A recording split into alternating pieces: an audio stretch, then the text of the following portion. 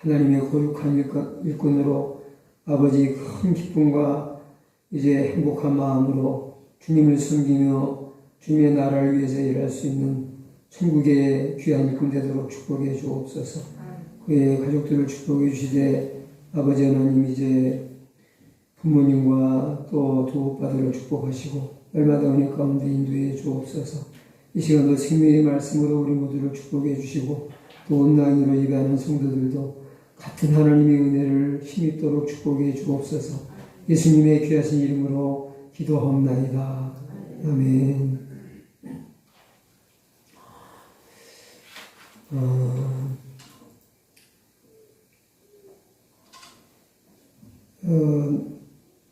내일 목요일은 저희 인천 남지방에 한 달에 한 번씩 있는 월요회 날인데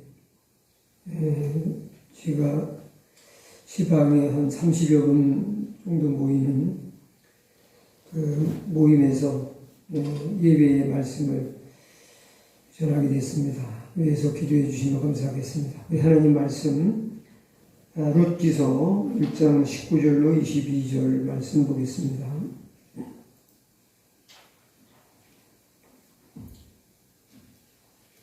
구약성경 룻기서 1장 19절로 22절. 제가 가진 성경 403면입니다. 우리 교독하겠습니다. 이에 그 두 사람이 행하여 베들레헴까지 이르니라. 베들레헴에 이를 때에 온 성읍이 그들을 인하여 떠들며 이르기를 이가 나오미냐 하는지라. 나오미가 그들에게 이르되 나를 나오미라 칭하지 말라. 말하라 참아라. 이는 젊은 자가 나를 심히 하겠습니다. 내가 풍족하게 나갔더니 여호와께서 나로 비어 돌아오게 하셨느니라. 여호와께서 나를 징벌하셨고 전능자가 나를 기롭게 하셨거늘 너희가 어찌 나를 나오미라 칭하느뇨 하니라. 나오미가 모압 지방에서 그 자국 모압 여인 룻과 함께 돌아왔는데 그들이 포로 추수 시작할 때에 베들레헴에 이르렀더라. 아멘.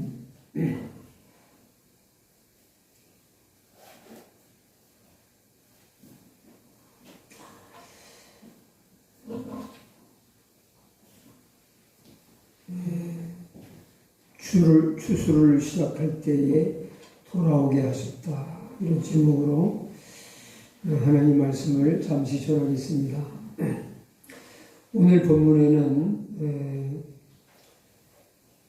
나오미가 룻과 함께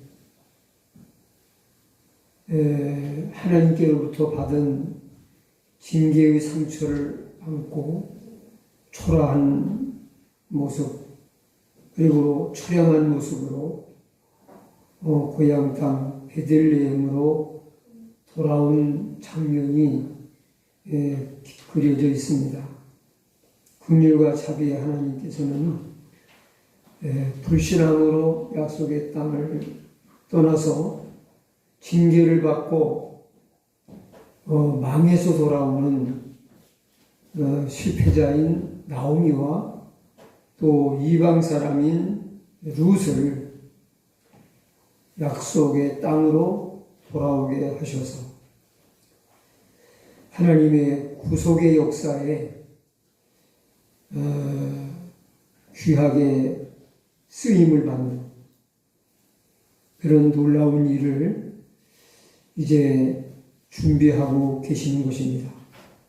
실패자인 나오미와 또 하나님께 버림을 받은 사람들로 여겨졌던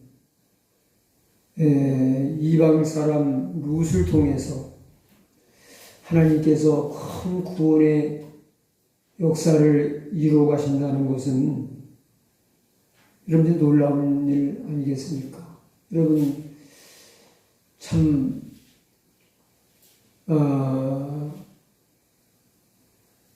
가장 나약하고 또 인생 다 끝난 것 같은 이런 참 불쌍한 두 여인들 그 당시에 이스라엘 사회에서 여인들은 참 굉장히 차별이 심했습니다. 그래서 사람 인구수를 셀 때도 숫자에 넣지를 않고 참 굉장한 차별 대우를 받던 그런 참 어려운 시대인데 어느 모로 보나 이들은 위대하신 하나님 높고 거룩하신 하나님의 큰 섭리와 구원의 역사 속에 이렇게 귀하게 쓰임받을 만한 그런 조건이 아무것도 없죠. 그런데 하나님은 이런 사람들, 정말 보잘것없는 사람들, 아무도 알아주지 않는 이런 사람들을 하나님이 사용하셨다. 위대한 구원의 역사에 이들을 등장시키신다 하는 것을 읽을 때에 저는 이 하나님의 놀라운 섭리와 그 무한한 자비와 은혜의 그 역사를 보면서 고린도전서 1장 26절 이하의 말씀이 생각이 났습니다. 우리 고린도전서 1장 26절부터 한번 찾아서 같이 읽으시면 좋겠습니다.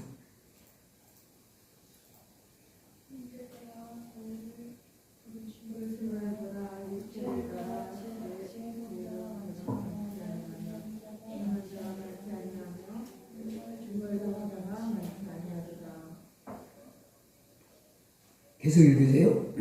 31절까지. 그러나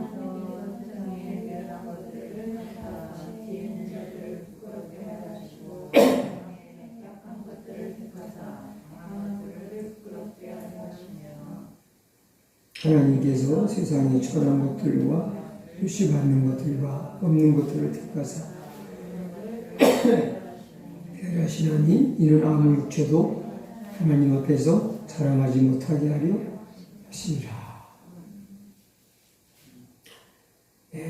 오늘 본문 말씀을 읽으면서 저는 이 고린도전서 1장 26절 이하의 말씀이 생각이 났습니다. 세상에서는 남보다 뛰어난 사람, 유능한 사람, 능력 있는 사람, 탁월한 사람들을 찾지만 하나님은 그 반대로 이렇게 약한 자, 또 천한 자, 참 부족함이 많은 사람들을 들어서 오히려 지혜롭다고 하는 사람, 잘났다고 뽐내는 사람들, 이런 사람들을 도리어 부끄럽게 하신다라고 말씀하고 있습니다. 자, 우리 이제 19절을 한번 같이 보겠습니다. 본문 19절 말씀. 이에 그 두 사람이 행하여 베들레헴까지 갔더라. 베들레헴에 이를 때에 온 성읍이 그들로 말미암아 떠들며 이르기를 이가 나옴이냐 하는지라.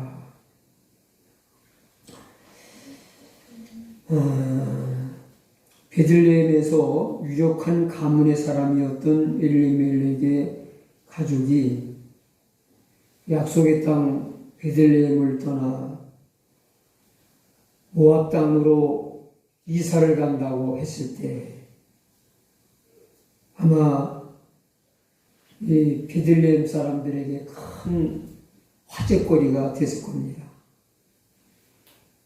그런데 그로부터 10년이 좀 지난 후에 낯선 이방 여인과 함께 참 초라한 모습으로 다시 나타난 나오미의 등장에 마을이 다시 한번 참 크게 놀라죠. 또 큰 화제거리를 낳게 된 것입니다.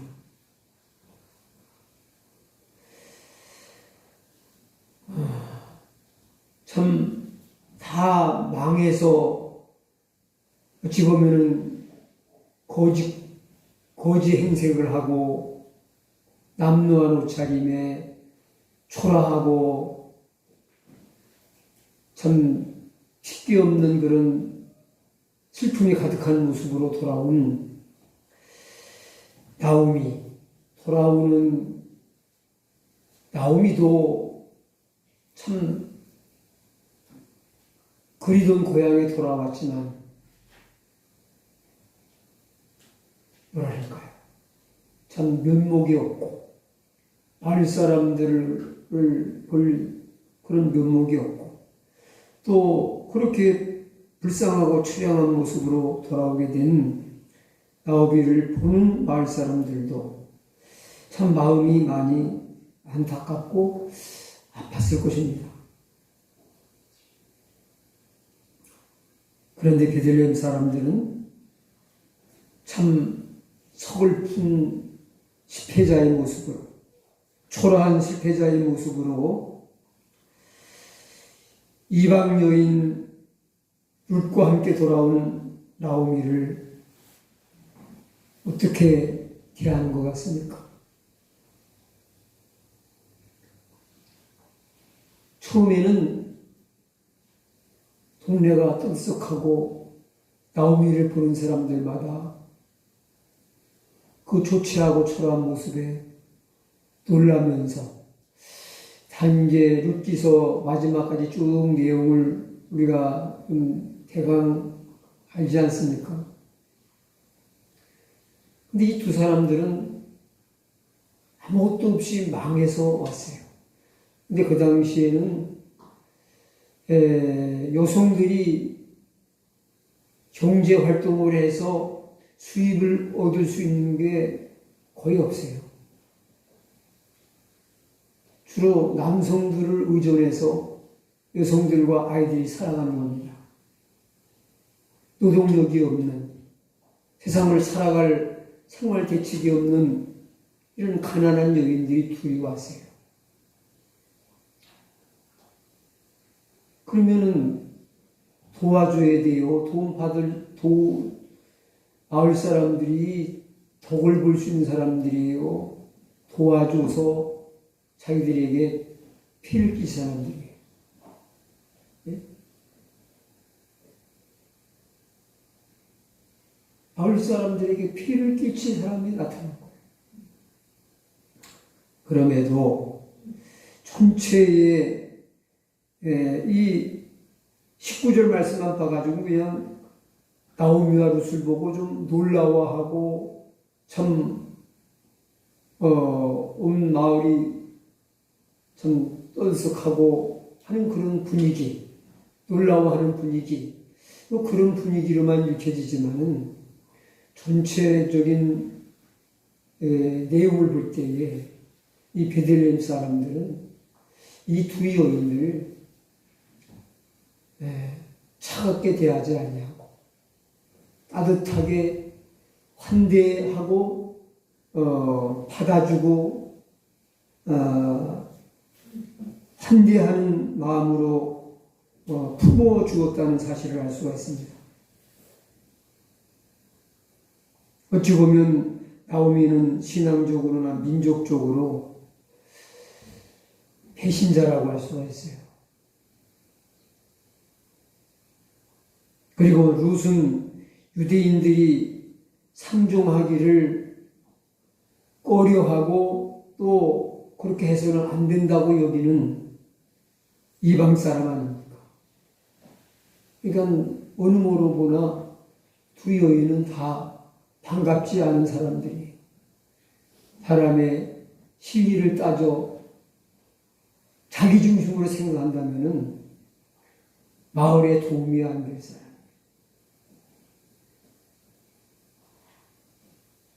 그런데 베들레헴 사람들은 이것저것 따지지 않고 그냥 기쁘게 받아주고 환대해 주었다는 거죠. 대개 사람들은 자신에게 득이 안 될 사람은 별로 반가워하지 않습니다. 구걸하는 사람이 찾아오면은 손님이 온 것처럼 반갑게 맞아 나가서 맞이하는 분은 많지 않을 거예요. 거의 없을 거예요. 언젠가도 제가 말씀드린 책에서 보고 말씀드린 적이 있습니다만은 그 서울에 좀 부촌이라고 할까요? 또 좀 고급 아파트들이 아주 엄청 많이 지어져 있는 잠실 강남 어느 지점에 그 농아인 학교 뭐 장애인을 위한 어떤 그런 시설을 지으려고 부지를 마련했는데 그 지역 주민들이 반대하는 거예요. 그걸 겪은 분이 글을 썼나 해서 제가 그 글을 읽은 적이 있는데, 근데 그 반대하는 특히 이제 그 강남에 또 기독교인들도 얼마나 많이 살겠습니까? 네? 그래서 그 강남에 큰 대교회들이 많이 있잖아요. 근데 뭐 믿는 사람이나 안 믿는 사람이나 똑같이 반대하는 거예요. 반대하는 이유가 뭐냐? 네? 이런 장애인 시설이 우리 지역에 들어오면은 아파트값 떨어진다. 그래서 반대해요. 그 사람들은 이렇게 나한테 득이 안 되는 자기 집에 와서 사는 것도 아니고 자기 아파트 단지에 안에 들어오는 것도 아니고 그 주위에 그런 시설이 생기는데도 그렇게 반대를 하고 데모를 해서 참 어렵게 그 시설을 건축하게 되었다는 그런 글을 읽어본 적이 있어요. 이게 세상이거든요. 자기한테 득이 안 되고 해가 되면은 사람이라도 오는 거 별로 반가워하지 않아요. 그런데 베들레헴 사람들은 그러지 않았다는 것이 좀 특별하지 않습니까? 물론 모르는 사람이 아니니까 거부하고 거절할 수 없는 그런 사람이니까 뭐 그런 것도 있었겠지만, 근데 보면은 나오미와 룻이 그 이웃의 도움으로 잘 살아가야 되니까 그냥 어쩔 수 없이 받아들인 것만이 아니라 살아갈 수 있도록 이 두 사람은 이웃의 도움이 없이는 도저히 살아갈 수 있는 사람들이 아니에요. 그러니까 베들레헴 사람들이 좋은 이웃이 되어서 그들을 도와준 것이 분명하죠. 그러니까 참 따뜻하게 이 불쌍한 두 여인을 품어주었다 하는 것을 알 수가 있습니다. 세상 인심은 자기에게 이득이 안 되는 사람은 가까이 하려 들지 않습니다. 멀리 하려고 하고 배척을 합니다. 그래서 예수님께서도 거라사인 지방에서 귀신 들린 군대 마귀 들린 사람 쫓아내주고 어떻게 했어요? 쫓겨나다시피 배척을 당해서 그 마을에서 좋은 일 하시고 쫓겨나셨어요. 그러니까 한 사람이 귀신이 나가서 자기의 정신을 제대로 찾아 온전한 사람이 됐어요. 그런데 2,000마리의 돼지떼가 물사에서 희생당했어요. 한 사람은 구원받았는데 물질적인 엄청난 손해가 난 거죠. 그러니까 저 예수라는 분이 여기도 계시다가는 손해볼 일이 생기겠다. 그러니까 나가라. 그래서 예수님을 거기서 딴 데로 가게 내모는 장면이 나와요. 이거 보면 참 사람들의 가치관이 너무 타락했어요. 돼지떼가 2,000마리 몰사한 것만 생각하고 한 사람이 고침받고 온전해진 걸 생각을 해요. 오늘날도 이렇지 않습니까? 이게 뭔가 잘못돼도 한참 잘못되고 있어요.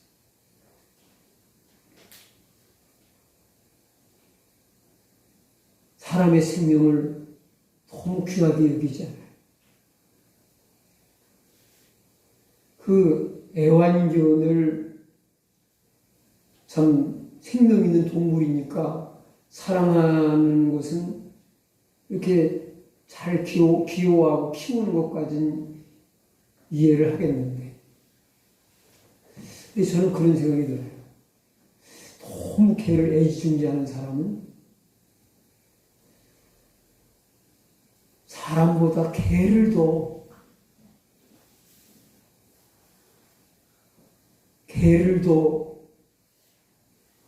받들어 모시는 것 같다는 생각이 들어요. 부모님이나 노인분들에게는 그 정도 돈을 쓸까?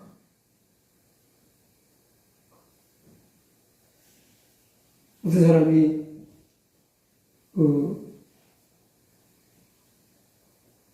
강아지가 병이 들어서 수술을 받았는데 얼마 전에 수술비가 한 40여만 원 나왔다는 거.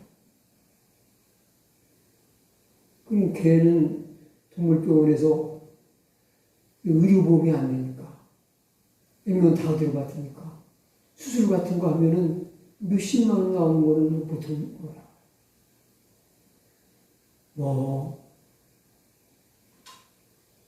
애완용품 다 갖춰 살리면은 그 돈 솔직하게 들어가요. 그리고 어린애기 하나 키우는 거 못지않게 여러 가지 도구들이 많아요. 다 아시는 분은 잘 알겠죠. 그 살림 다 갖춰주려면은 어린아기 키우는 것만큼 개 키우는데 필요한 그 용품, 여러 가지 용품들이 얼마나 많은지 몰라요. 사람하고 똑같이, 밥그릇 이런 걸 시작으로 해가지고, 칫솔, 치약, 빗겨주는 거, 소독해주는 거, 엄청 많아요, 도구가. 근데 개를 사육하기 위해서, 키우기 위해서 돈을 그렇게 아주 아끼지 않고 쓰는데, 부모에게는 돈을 10만 원도 안 써, 5만 원도 안 써. 이거는 잘못된 거 아니에요. 개는 사랑해서 아주 고액의 돈을 쓰는데,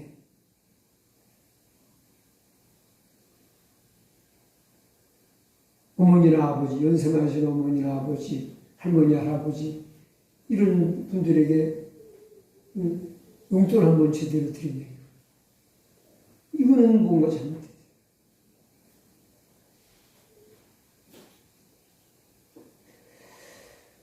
요즘 여기 나이 먹고 빈털터리가 되어서 초라한 행석으로 돌아온 나오미는 베들레헴 사람들에게 경제적으로 득이 되거나 도움이 될 사람은 결코 아니었습니다. 그런데 베들레헴 사람들은 그럼에도 불구하고 당당히 맞아주고 또 품어주고 도와주고 했다는 것이죠. 자, 이 베들레헴이란 이 동네 이름의 뜻을 잘 알잖아요. 떡집이라는 뜻이잖아요. 떡집. 근데 성경 요한복음 6장 35절 48절 등등에 보면은 예수님은 하늘로서 오신 생명의 떡이라고 말씀을 하셨어요. 근데 예수님이 어디에 오십니까? 떡이시니까 떡집에 와야죠. 그래서 베들레헴에 오세요.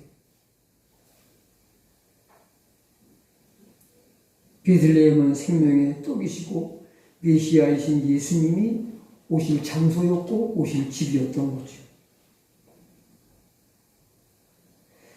그래서 이 떡집이라는 의미의 베들레헴은 생명의 떡이신 예수님이 오실 거룩 약속된 장소로서 참 오늘날로 말하면 예수님의 몸인 교회라고도 할 수가 있을 것입니다.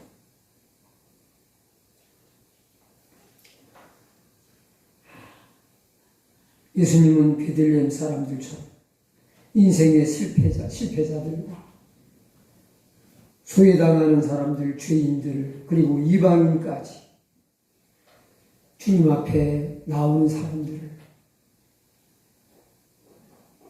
어루만져 고쳐주시고 저들에게 천국의 복음을 들려주시고 저들을 생명의 길로, 진리의 길로 인도해 주신 줄로 믿습니다. 그래서 베들레헴 사람이 이방 죄인, 실패한 나오미 품어주고 좋은 사람, 훌륭한 믿음의 일꾼으로 쓰임받고 이렇게 도와주고 사랑해 준 것은 바로 예수님이 죄인을 환대하시고 용접하시는 것에 모여옵니다. 오늘날 교회가 그래야 된다는 거죠. 교회가 문지방이 너무 높은 교회들이 많아요. 어떤 분이 간증을 하셨는데 그분이 강남에서 술집을 하셨대요. 그러니까 좀 요란하게 화장을 하고 좀 술집 마담하고 그런 분들은 좀 보통 사람하고 좀 이 화장이나 뭐 운지복이 좀 다르잖아요. 근데 너무 마음이 힘들고 갈급하고 죽겠어가지고 이제 어릴 때 교회 나갔던 거 생각이 나가지고 그 강남에 있는 아주 의리번쩍한 교회에 나갔더니 그러더라는 거예요. 네. 아줌마 같으신 분은 여기 좀 나오시면 곤란합니다. 그래가지고 그 교회를 다시 못 나갔다는 그런 간증을 하는 제가 들은 적이 있어요. 아, 이게 나는 말로만 들었는데 사실이구나. 예수님이 차별하셨나요? 예? 술집 여자라고, 예? 창녀라고, 버림받은 사람이라고, 병자라고, 예? 넌 안 되겠다. 너 같은 사람이 오면은, 우리 퀄리티가 떨어지겠다. 그래가지고 배척한 사람이 있어요. 다 받아주셨잖아요. 이 교회는 예수님이 하시던 대로 해야 되는데 오늘 우리 교회가 예수님의 모습을 잃어가니까 교회가 매력이 없어진 거죠. 세상의 빛과 소금이 안 되는 거죠. 그래서 오늘 우리 교회의 목표가 뭐냐? 작든 크든 예수님의 모습을 찾아가자. 예수님의 모습을 재현하자. 이게 저의 목표고 여러분들의 기도의 제목이고 목표가 되어야 됩니다. 바로 그거를 오늘 19절은 보여주고 있다. 그 다음에 20절, 21절 읽겠습니다. 나오미가 그들에게 이르되 나를 나오미라 부르지 말고 나를 마라라 부르라. 이는 죽는 자가 나를 심히 괴롭게 하셨음이니라. 내가 풍족하게 나갔더니 여호와께서 내게 비어 돌아오게 하셨느니라. 여호와께서 나를 징벌하셨고 전능자가 나를 괴롭게 하셨거늘 너희가 어찌 나를 나오미라 부르느냐 하니라. 나오미가 돌아왔다는 소식을 듣고 몰려나온 베들레헴 사람들에게 뭐라고 말합니까? 나를 나오미라고 부르지 말고 마라라고 부르라고 그렇게 부탁을 합니다. 이 나오미의 탄식 섞인 고백과 부탁과 고백은 뭘 의미할까요? 어떤 의미의 탄식이고 고백일까요? 자기 이름이 나오미인데 그렇게 부르지 말래요. 이름을 이름대로 부르는데 그렇게 부르지 말래요. 괴롭다는 거. 마라라고 부르래요. 나오미라는 뜻은 즐거움, 기쁨이라는 뜻이에요. 즐거움. 마라라는 말은 쓰다는 뜻입니다.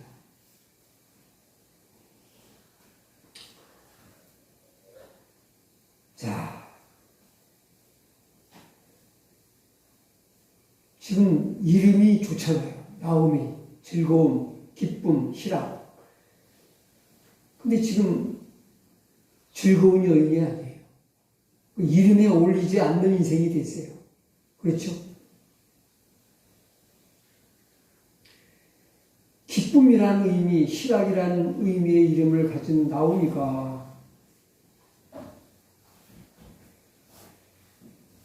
하나님의 마음을 기쁘시게 드리지 못하고 마라라는 말은 쓰다는 뜻이고 쓰다는 것은 고통이라는 뜻이야.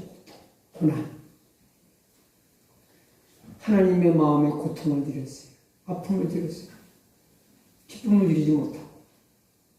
그래서 자기는 하나님께 기쁨을 드리고 하나님 주신 기쁨을 누리며 살아야 될 사람인데 그 반대로 살았다 이거예요. 그러니까 너무 부끄러운 인간이니까, 부끄러운 죄인이니까 그렇게 나를 부르지 말라는 거예요. 하나님께 고통과 슬픔을 드려서 나 역시 고통과 슬픔을 당하는 여인이니까 나오미라고 부르지 말아라 하고 부탁하고 있는 거죠. 자, 제가 이 나오미가 한 말의 의미를 쭉 해석하고 설명을 했어요. 그럼 이 고백은 결국 어떤 의미의 고백입니까? 탄식입니까? 하나님의 마음을 고통스럽고 아프게 해드린 죄인입니다. 그래서 하나님께 징계를 받아서 지금 큰 슬픔과 고통을 겪고 있는 마라입니다. 그 말이에요. 그러니까 이 나오미의 고백 속에는 뉘우치고 회개하는 그런 마음이 담겨 있죠. 이해가 되세요? 네. 그러니까 베들레헴에 돌아온 나오미의 마음 속에 통회하며 하나님께 죄를 뉘우치고 회개하는 그런 마음이 있다는 것을 알 수가 있습니다. 자신의 모든 것을 다 잃고 고통스러운 심정을 토로하는 한이 섞인 그런 뉘우침의 탄식이 이 나오미의 말 속에 또 들어있기도 하죠.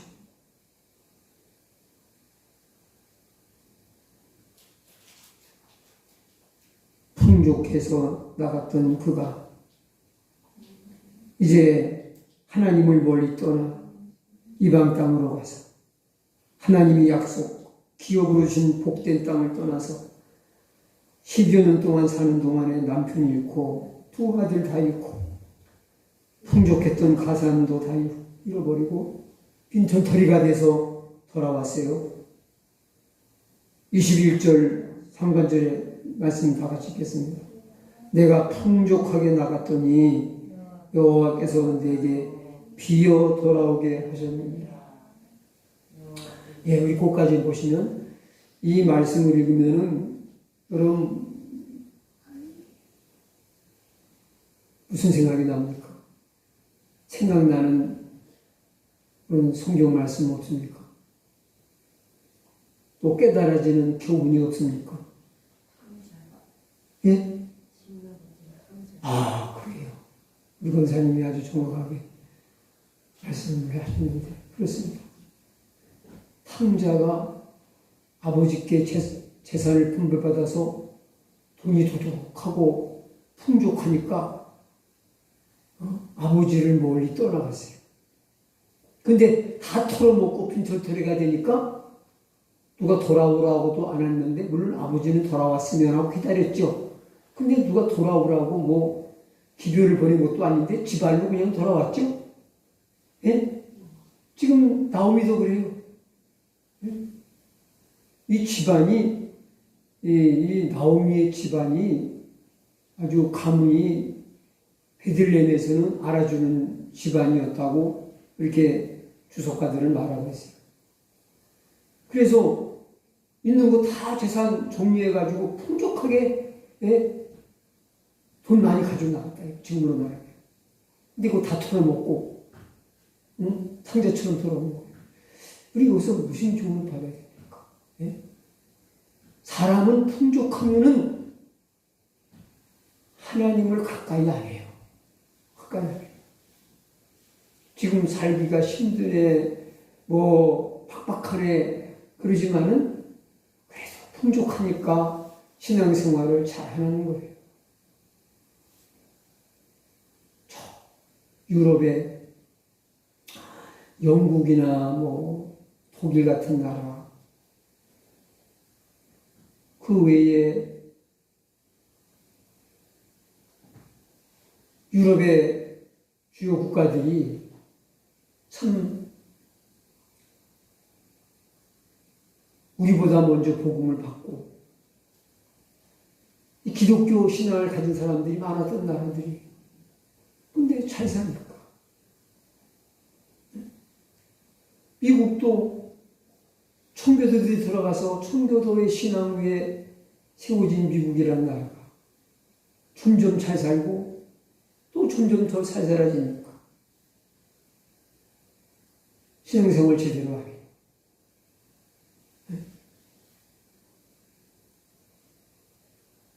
기독교적인 신앙적인 그런 신앙인의 모습이나 그런 문화가 눈에 보이지 않아요.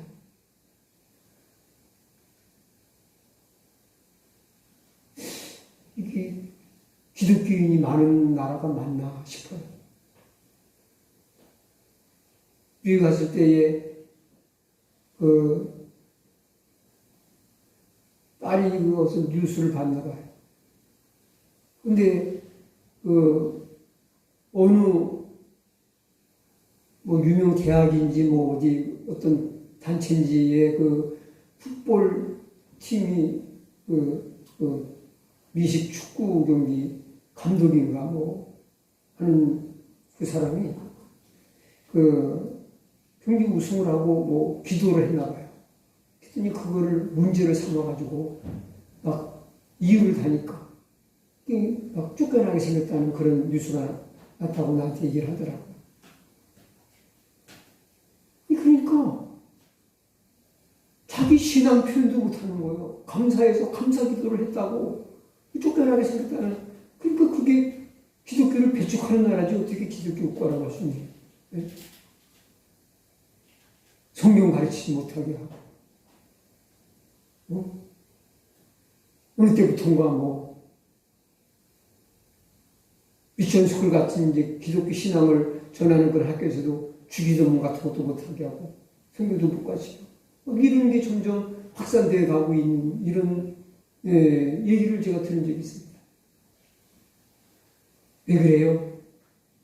풍족하고 배부르면은 이상하게 사람은 하나님을 멀리해요.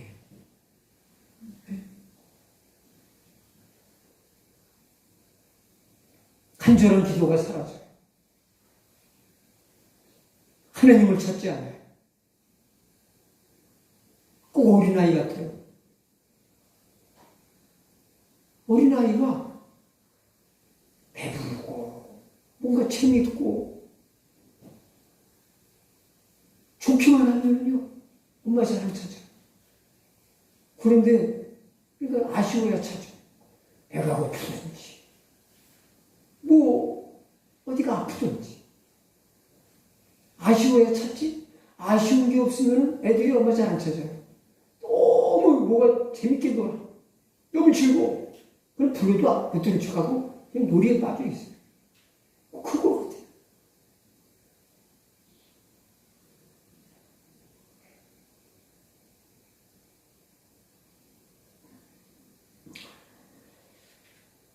자, 나오미는 인생의 쓰디쓴 마라를 만났을 때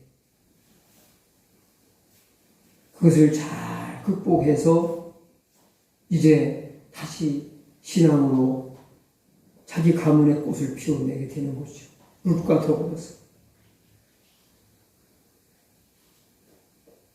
인생의 쓰디쓴 마라를 만나서 너무 힘들다는 것을 지금 토로하고 있습니다. 이 마라에 대한 이야기는 출애굽기 15장에 나오잖아요. 이스라엘 백성들이 메마른 광야에서 물을 구하지 못해서 목말라서 너무 고통스럽고 힘들어요. 그다음 물을 찾아서 너무 기뻤죠. 그래서 그 물을 퍼서 마셔보니까 물이 너무 써서 마실 수가 없어요. 그래서 그곳을 쓰다 그래가지고 마라라고 이름을 짓게 돼가지고 이제 마라가 거기서 나오잖아요. 이거는 이 마라의 쓴물은 우리가 인생을 살다 보면은 이 마라의 쓴물과 같이 인생의 쓰디쓴 맛을 보는 어려운 때가 있다 이거죠. 근데 그 어려운 시기를 잘 신앙으로 극복해서 오히려 전화 이복의 축복을 받는 사람이 있어요. 예? 바로 나오미가 그런 사람 중에 하나고요. 또 욥도 이 마귀의 큰 시험으로 인해 가지고 아주 인생의 쓰디쓴 마라를 만나죠. 근데 그 시험을 신앙으로 잘 이겨내 가지고 더 큰 축복의 주인공이 되는 것을 우리가 잘 알지 않습니까? 이스라엘 백성들은 어땠어요? 마라의 쓴물을 만났을 때 하나님을 원망하고 모세를 원망하고 하나님을 원망했어요. 참 조급해가지고 하나님이 금방 그 물, 쓴 물을 이제 단물로 바꿔주시는 조금만 참으면은 하나님이 다 대책이 있고 방법이 있는데 급해서 저도 마음이 너무 조급해가지고 참 하나님 앞에 잘못을 저질 때가 참 많아요. 우리 이스라엘 백성도 조급해가지고 하나님 모세를 원망하고 하나님을 원망했는데 참 얼마나 어리석습니까? 우리는 나오미처럼 욥처럼 인생 살다 보면은 마라를 안 만나면 좋지만 안 만나고 평생 살 수는 없는 것 같아요. 다 누구나 잘 사는 사람, 못 사는 사람, 뭐 배운 사람, 못 배운 사람 할 것 없이 누구든지 쥐고와를 막론하고 빈부귀천을 막론하고 인생 살다가 쓰디쓴 마라를 한 번도 경험 안 하는 사람은 없다 이거예요. 근데 이 마라의 쓴물이 독이 되지 않냐고 오히려 이게 보약이 되도록 믿음의 사람은 이게 독이 든 물이 아니라 이게 정말 보약처럼 나를 복되게 만드는 그런 기회가 될 수 있다는 걸 믿으셔야 돼요. 네? 그러면 아무리 인생의 쓰디쓴 실패와 좌절의 시간을 만난다고 할지라도 그것 때문에 결코 인생 무너지지 않습니다. 성공할 줄로 믿습니다. 마지막으로 22절.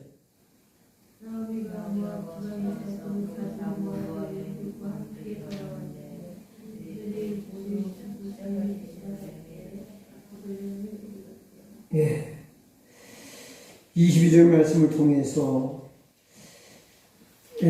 우리가 무엇을 배울 수 있습니까? 때를 놓치지 않으시고 죄인을 돌아오게 하셔서 구원하시는 하나님의 위대한 섭리를 발견하게 됩니다.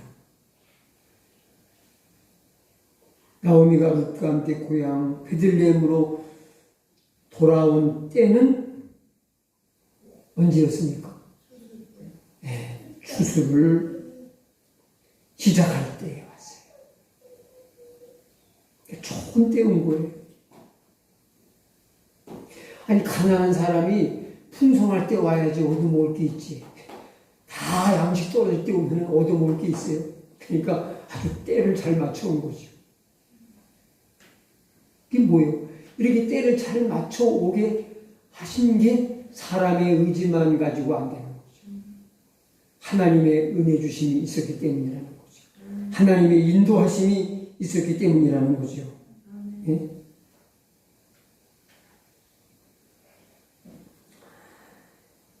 자, 이 추수는 뭘 의미하죠? 영적으로. 네. 심판을 의미합니다. 우리가 아무리 미저거리고 게으름을 펴도 추수 때가 오기 전에 주님 앞에 온전히 서야 돼요. 추수 끝나면 끝이에요. 심판이 끝나면 뭐 다시 기회가 없잖아요. 그러니까 추수 때까지가 기회입니다. 근데 추수가 시작될 때에 왔으니까 천만다행이죠. 그래서 이거는 뭐냐? 구원의 문이 닫히기 전에, 은혜의 문이 닫히기 전에 하나님의 품으로 돌아와서 구원받게 하시는 하나님의 계획과 섭리를 볼 수 있는 거죠. 우리는 여기서 역사의 주관자이신 하나님께서 구원의 타이밍을, 회복의 타이밍을 놓치지 않고 적기에 불러 구원하신다는 것을 알 수가 있습니다. 그래서 이 말씀을 보면서 저는 빌립보서 1장 6절 말씀이 생각이 났습니다. 너희 안에 착한 일을 시작하신 이가 그리스도 예수의 날까지 이루실 줄 우리는 확신합니다. 우리 안에 착한 일을 시작하시는데 하나님이시죠. 착한 일이 뭐예요? 우리 안에 하나님 보시기에 좋은 일, 하나님이 기뻐하시는 일, 내 영혼이 하나님의 은혜로 구원받아 살아나서 하나님 자녀가 되는 것이 하나님께는 기쁨이고 선한 일이죠. 그 선한 일을 시작하셨는데 그것을 예수님이 오시는 그날까지는 완벽하게 이뤄내신다는 거예요. 하나님은 시작하시고 그걸 중도에 포기하시는 분이 아니에요. 집을 지으려고 건축을 시작했다가 그냥 놔둬가지고 흉물스럽게 돼버린 그거 참 아주 보기 싫더라. 하나님은 그러신 건축자가 아니에요. 집을 짓기 시작하시면은 완공을 하셔서 완벽한 집을 지으셔서 우리로 하여금 입주하게 하신다는 말이죠. 그러니까 우리 안에 우리의 생명을 살리는 선한 일을 시작하신 하나님은 그것을 반드시 완성하신다. 용두삼위교비로다가 시작만 하고 끝은 흐지부지하는 그런 하나님이 아니시라는 것을 보여주고 있는 거죠. 근데 이게 말이에요. 그냥 나오미가 고향에서 들려오는 그 좋은 소식을 듣고 스스로 결단을 내려가지고 그냥 서둘러서 온 것 같지만은요, 그게 아니에요. 저는 이 마지막 22절 있다가 무슨 생각이 나는가 하면은요, 창세기 19장 15절 이하에 나오는 그 말씀이 뭐 그런 그 말씀이 생각났어요. 창세기 19장에 뭐가 나올까요? 그 옷이 소돔과 고모라에서 구원을 받는 그런 장면이 나와요. 근데 거기 보니까 이게 룻과